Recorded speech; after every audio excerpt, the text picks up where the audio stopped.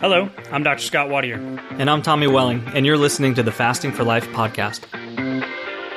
This podcast is about using fasting as a tool to regain your health, achieve ultimate wellness, and live the life you truly deserve. Each episode is a short conversation on a single topic with immediate actionable steps. We cover everything from fat loss and health and wellness to the science of lifestyle design. We started Fasting for Life because of how fasting has transformed our lives, and we hope to share the tools that we have learned along the way.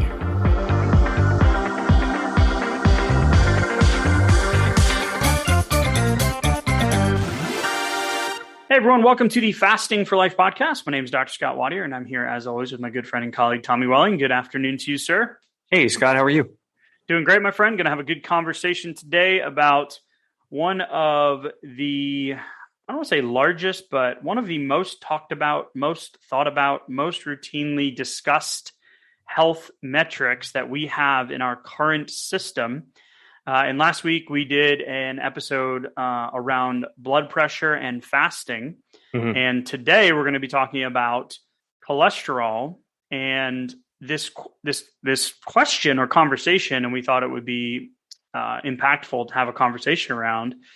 Came up from one of our challengers who had asked in our continuity group, who asked about the fact that their numbers were elevated after they went and got routine blood work at the doctor's office, which is the complete opposite of why they joined the fasting continuity group and started fasting, and they've lost a bunch of weight and they're seeing all these improvements, but they're like, wait a minute, what happened? Like now they went into freak out mode and there was concerns there and whatnot. Sure. So we wanted to make sure we have a very robust conversation around this. So we should probably share first what happened in that situation, and then we'll talk a little bit about cholesterol, what our recommendations are if you are living the fasting lifestyle, and how you should lead up to going to have some routine blood work done or blood work done for life insurance, right? Or for the healthcare premiums at work through your job, et cetera.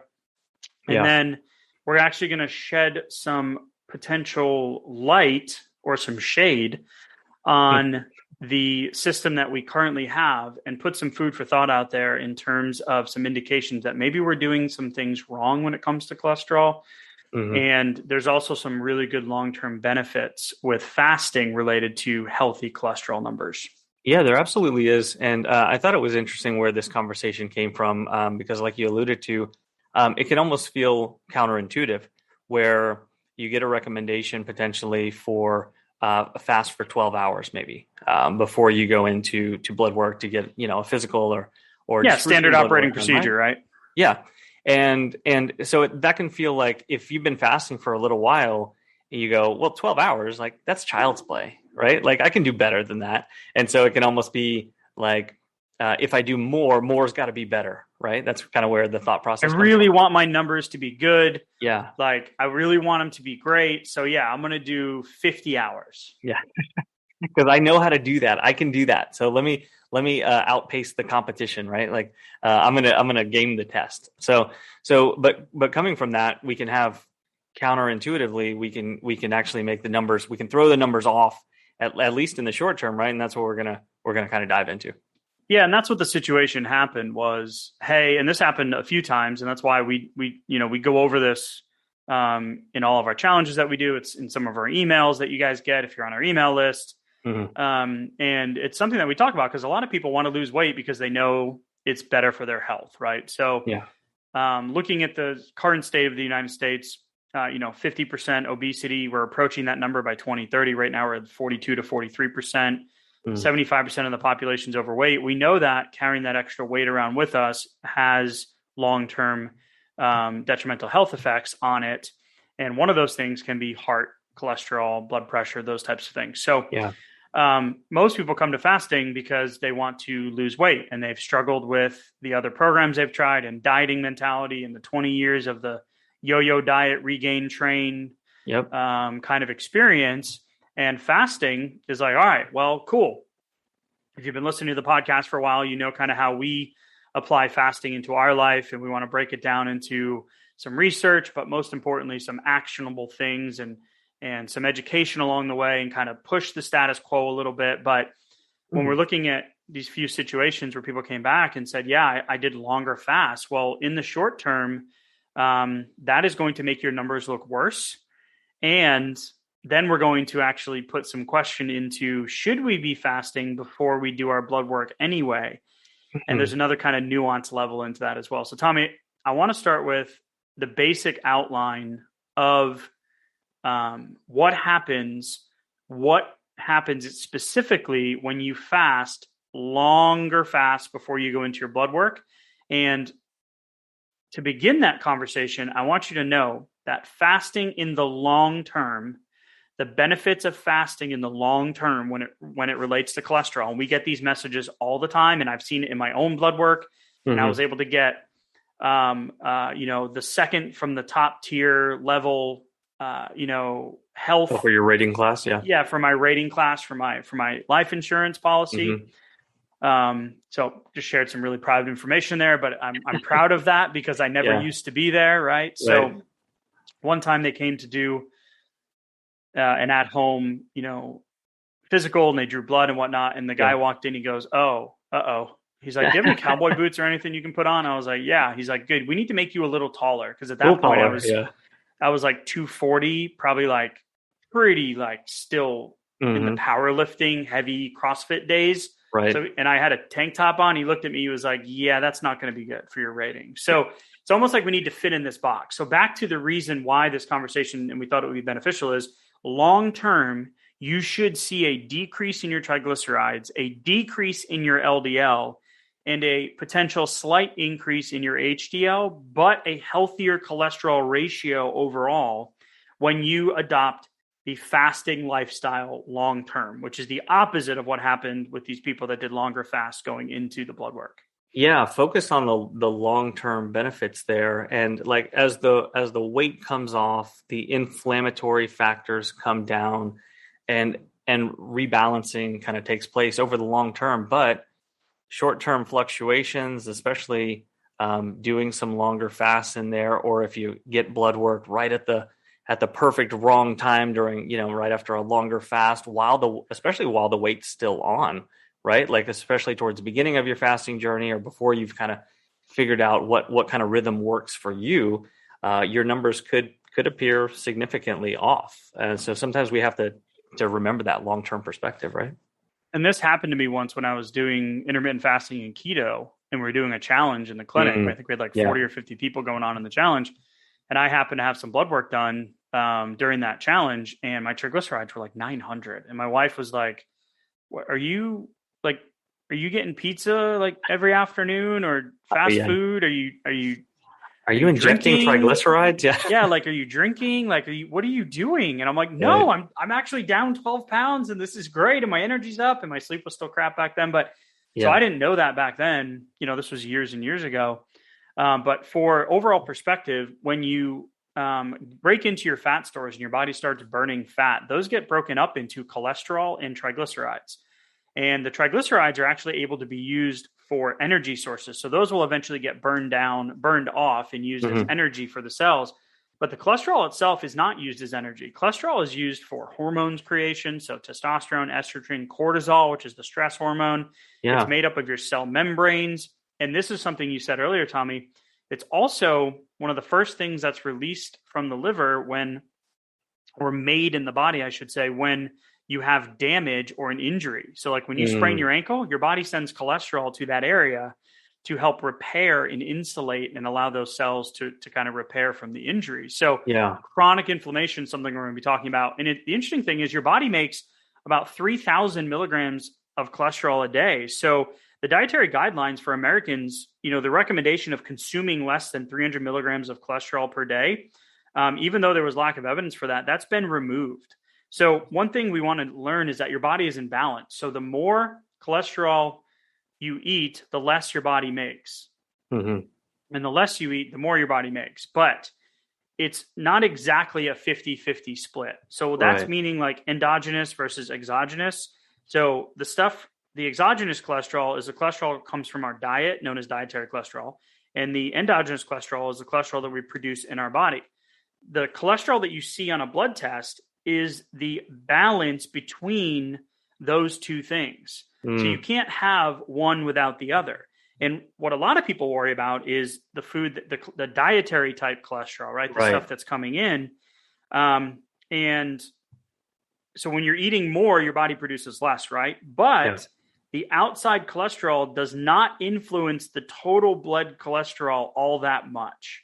Mm. It's a very small piece of that balance, right? Yeah. So we worry about, and this is where I think the fasting lifestyle comes into play too, because it reduces the amount of opportunities you have for consumption and making those bad dietary changes and giving into those cravings because your hormones are out of balance. So, Mm-hmm. things you want to look at are, saturated fat intake, body fat percentage, physical activity, lean muscle mass, those types of things.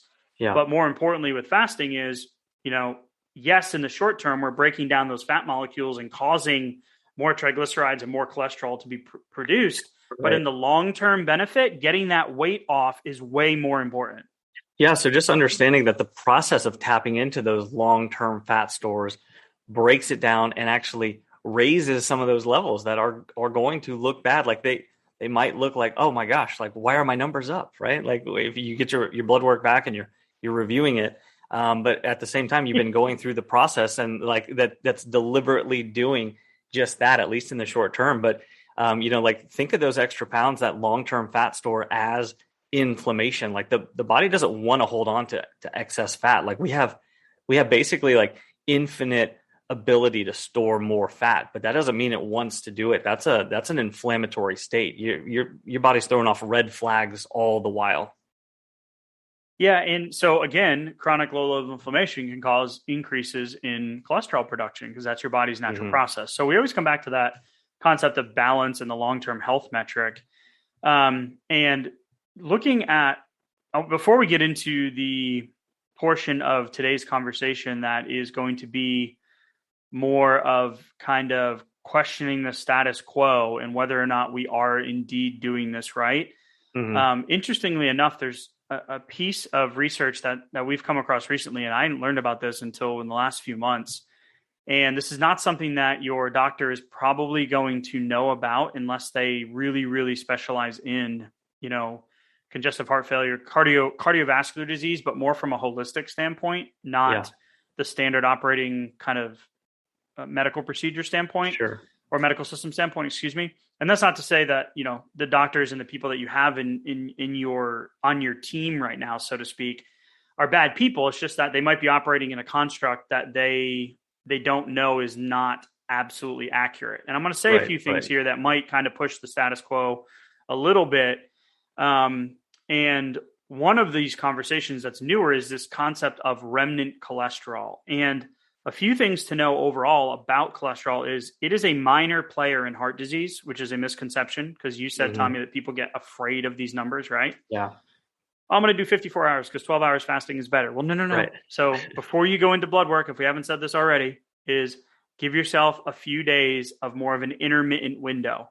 Have a few smaller meals and a couple of snacks in between. I wouldn't go that far unless you're new to fasting, but maybe 2 meals and, something else in between, limiting the alcohol, limiting the complex processed carbohydrates, those types of things. But that's, again, something you can do proactively. Cholesterol is a minor player in heart disease. Cholesterol levels are a poor predictor of heart attacks. Half the people with heart disease have normal cholesterol. Half the people with elevated cholesterol have healthy hearts.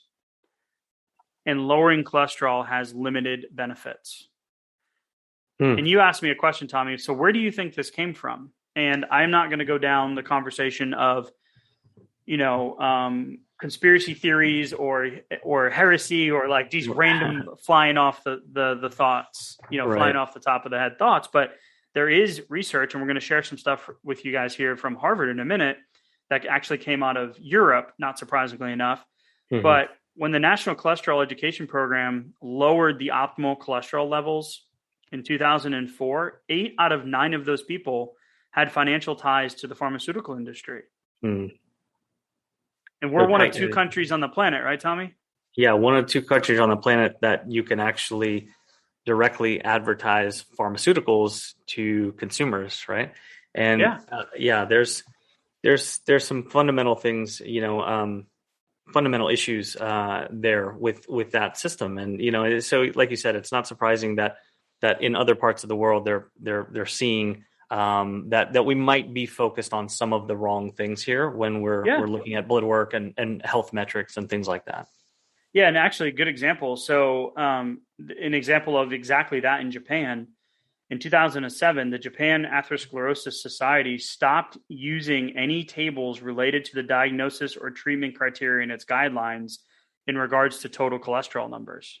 It completely removed it. Now, if you look at the city of Okinawa, I mean, there's thousands of people that have lived to 100, right? Yeah, like they have less heart disease, way less heart disease than we do. So good perspective. Clearly they're doing something right. Right. So here's where we get into a little bit of expanding our knowledge and expanding the framework that we can stand on, that we know that what we're doing is right for us in terms of getting healthy. And the fact that a short-term rise in cholesterol is, in our opinion, not necessarily a bad thing, because the benefit of getting the weight off, decreasing that inflammation, and allowing the body to balance naturally without having to use medications. There's a time and place for all of that, but that's where the conversation of the remnant cholesterol comes in. And this is a simple calculation that you can do. And remnant cholesterol is defined by total cholesterol minus your LDL minus your HDL. And I'm not going to use the words good or bad because cholesterol is all necessary, right? But that remnant cholesterol is a much better indicator. And you want that to be, there's a study out there and it's in the show notes. You want that to be lower than 15.5 milligrams per deciliter. And anything really between 15 and 27 shows a very slight increased risk of having cardiovascular issues. So it's not total cholesterol. It's not LDL. It's not necessarily the ratio. It's in Japan. It's not any of it. They've removed all of the charts. Yeah. It's this piece of remnant cholesterol and its relative risk to heart disease. So long-term benefit of fasting, once again, is that you're going to allow your body to balance, you're going to get the weight off, and you're going to adopt a lifestyle that is going to allow you to keep the weight off, so you never end up with that increased risk or feeling like you need to fit into the puzzle. Yeah, I mean, and that's part of the issue here is that, fasting in and of itself, when you start, it can feel like you're going a little bit against the grain. But what if you've already swallowed the red pill, right? Yeah. Like you're already the outlier, like the person that won't talk to you at the cocktail party because they know you don't eat, right? Like you're already the weirdo. Can I just say it? Yeah, you're the weirdo, right? So what's one more weird feather in your cap? What's one more like little badge of honor in your fasting lifestyle is kind of looking at your blood work or your markers just a little bit different way with a little different perspective, right? Or maybe like zooming out a little bit for at least to pause it for the long-term benefits and give it a chance to kind of rebalance. Yeah. And so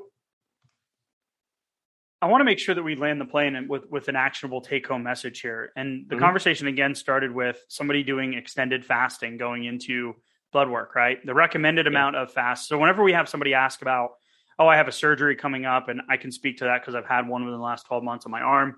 I have an infection. I have this medication. Okay, do what is recommended for that situation. If you need to take an antibiotic, take an antibiotic, but know that your blood sugar levels are going to go through the roof. If you need to take a steroid, know that your blood sugar levels can go through the roof and that it can increase cravings.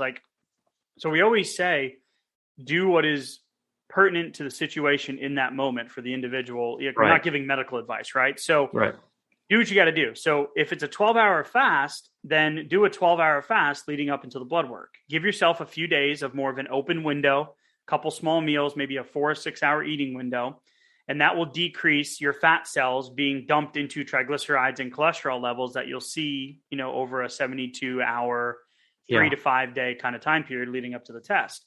But here's where we push the envelope a little bit more.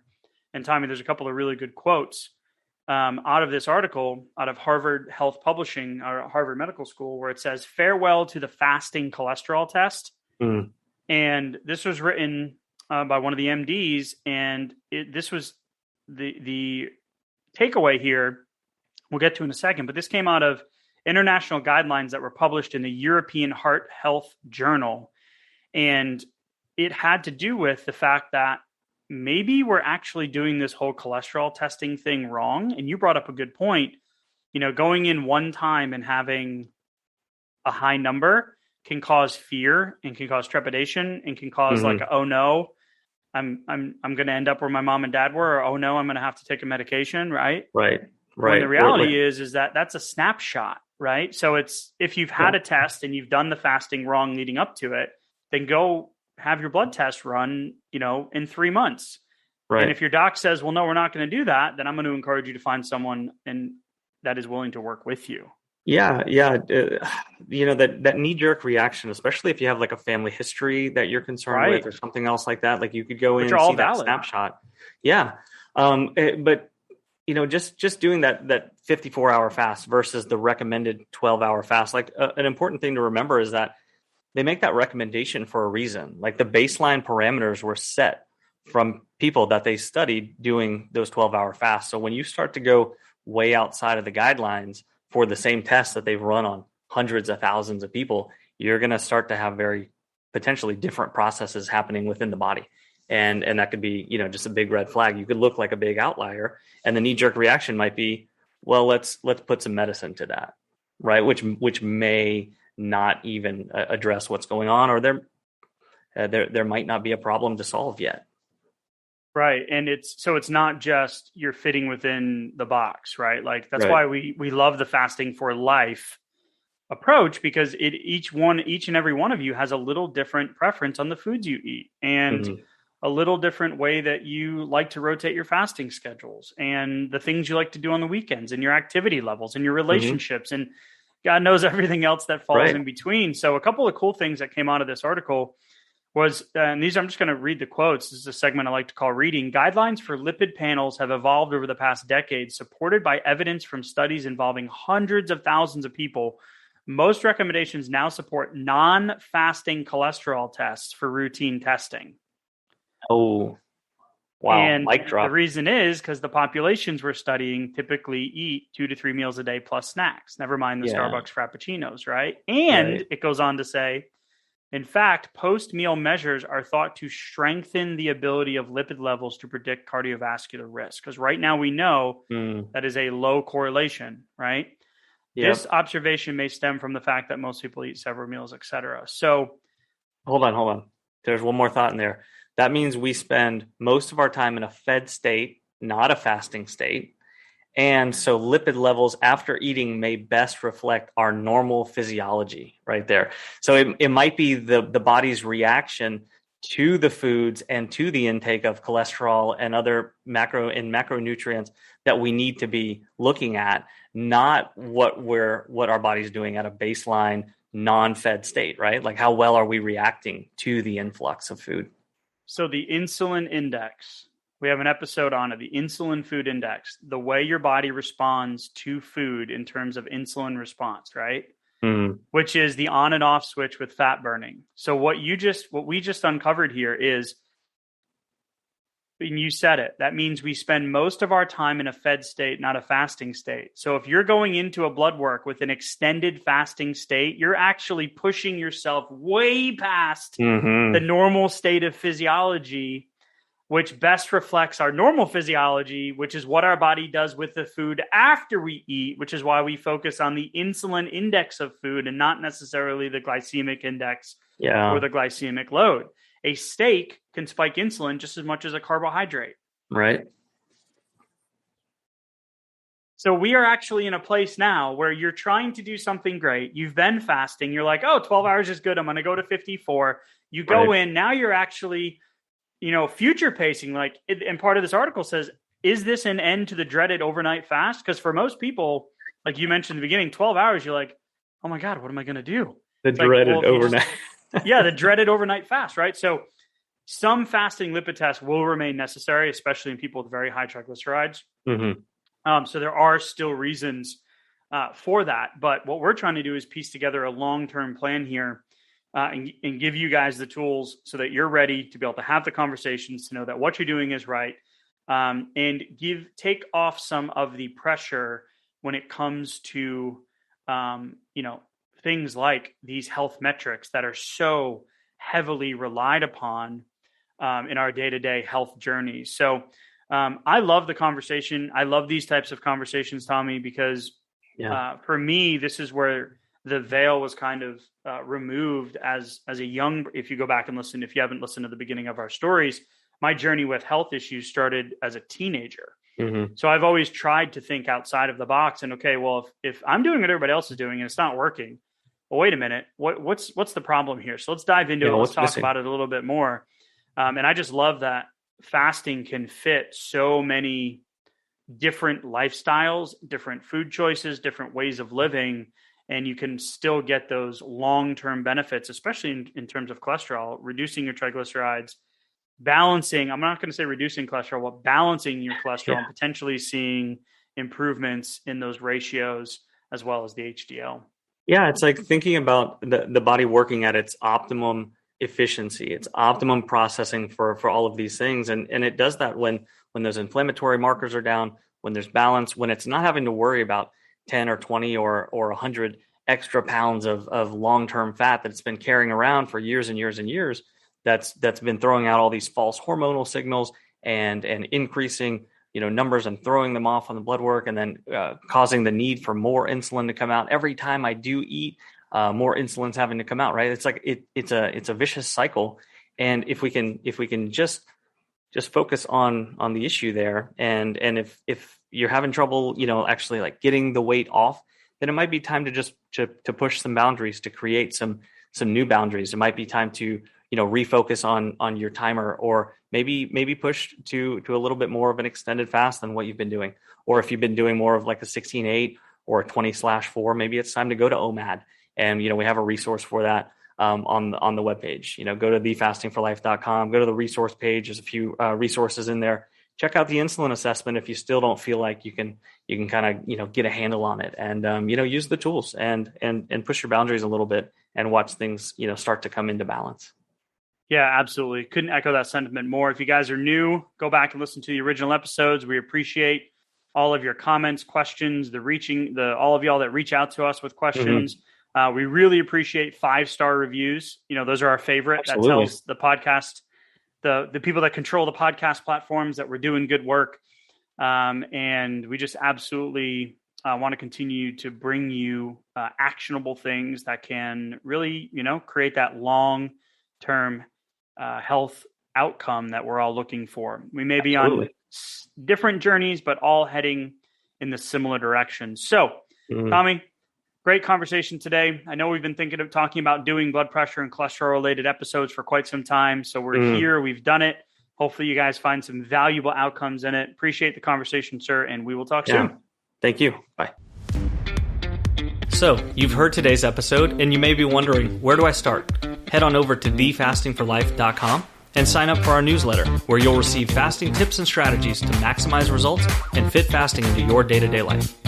While you're there, download your free Fast Start guide to get started today. Don't forget to subscribe on iTunes, Spotify, or wherever you get your podcasts. Make sure to leave us a 5-star review, and we'll be back next week with another episode of Fasting for Life.